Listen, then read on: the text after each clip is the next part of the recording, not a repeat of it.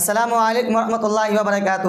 دوستو بتلائیے کہ حضرت نوح علیہ السلام کا اصلی نام کیا تھا؟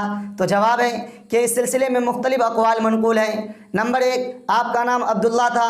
Number 2، Abdul Ghaffar. Number 3، Abdul Jabbar. Number 4، یشکر۔ بتلائیے کہ حضرت نوح علیہ السلام کا لقب نوح کیوں پڑا؟ تو اس سلسلے میں بھی کئی وجوہات بیان کی گئی ہیں، جن میں سے دو چند یہ ہیں۔ نمبر 1، نوح کے اصل معنی ہوتے ہیں رونا کے، چونکہ آپ علیہ السلام اپنی امت کے گناہوں پر بکثرت روتے تھے، چنانچہ کثرت گریہ و بکا کی وجہ سے آپ کا لقب نوح پڑ گیا، یا اس وجہ سے کہ آپ اپنے نفس پر بکثرت روتے تھے۔ بتلائیے کہ حضرت نوح علیہ السلام کی کافرہ بیوی کا نام اور ان کے کافر بیٹے کا نام کیا تھا؟ تو جواب ہے کہ آپ کی کافرہ بیوی کا نام وائلہ یا والعہ تھا، اور آپ کے کافر بیٹے کا نام کنعان یا یام